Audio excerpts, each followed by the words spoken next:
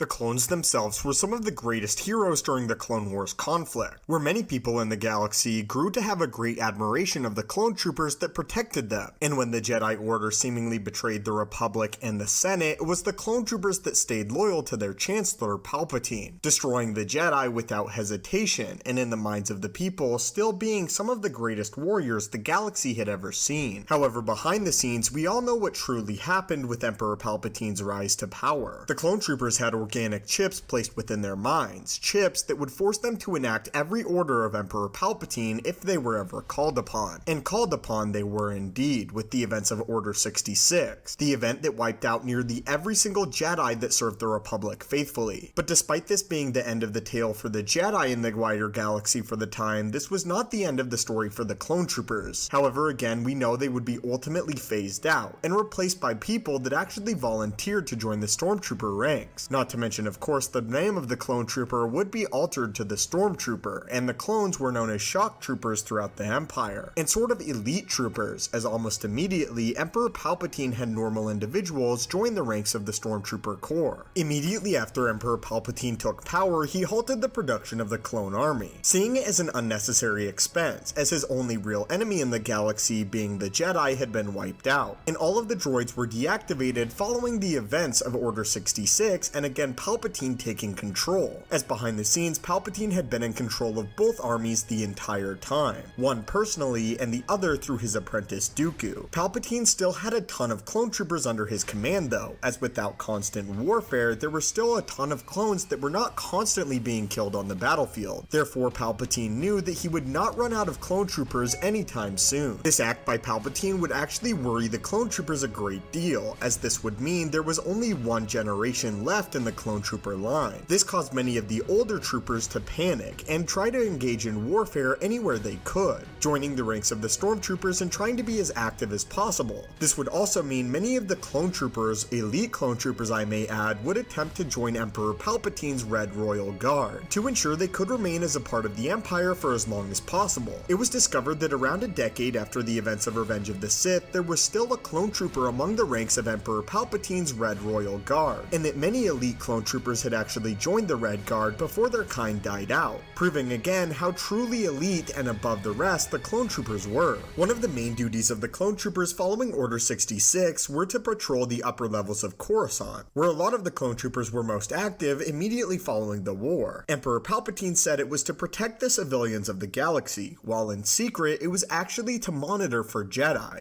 that would attempt to sneak back into the Jedi Temple following the events of Order 66, and the clone troopers here were on high alert for any threats. Many of the other clone troopers were sent to secure known Jedi sites throughout the galaxy, something that the clone troopers considered tedious, as oftentimes they would find no sign of any new Jedi in the area, as it would be an obvious choice for a Jedi to flee following the purge. However, in rare cases, the clone troopers would encounter unexperienced young Jedi at some of these locations, and would subsequently execute them. As time went on though, Emperor Palpatine officially deemed the clone troopers unfit for military service, retiring every single known clone trooper in the Stormtrooper Corps, and only taking individuals into the Stormtrooper Corps that had natural births, banning clone troopers from their ranks. About 4 years before the Battle of Yavin, it was exceptionally rare to find any clone trooper among the ranks of the Empire. However, there were still a few. However, they had predominantly died out or had been decommissioned by the Empire itself and given alternate jobs. A small group of clone troopers though had been given the job among the Empire to actually train the generation of stormtroopers, and they served as instructors for said stormtroopers, although they were all naturally born. One of these clone troopers was actually TX-828, who was among one of the last stormtroopers that was a clone among the ranks of the Empire, appearing to be about 40 years old due to his accelerating aging process. As to what exactly entailed retirement for a stormtrooper or a clone trooper, this is all that we know. Retirement was something that was frequently talked about during the latter years of the Clone Wars conflict, with a lot of the clones wondering what retirement would be like themselves. However, many of their commanding officers would shut down any of this talk. wanting them to focus solely on the war at hand. The clone troopers had directly been told by the Republic that they had plans to retire them after the war, and that they would not simply be cast aside like worthless creatures. However, admittedly, the Republic had no idea what this retirement actually meant, and had no concrete plan for the troopers. After the Clone Wars though, many of the troopers that actually chose to retire and not remain a part of the Empire were given sort of security jobs for the new Empire itself, or in some cases they were privately contracted by other individuals, with again the large majority of them going into security. It became most well known that a clone trooper's best role was to serve in a combat area and war, and that they lacked a bunch of other normal skills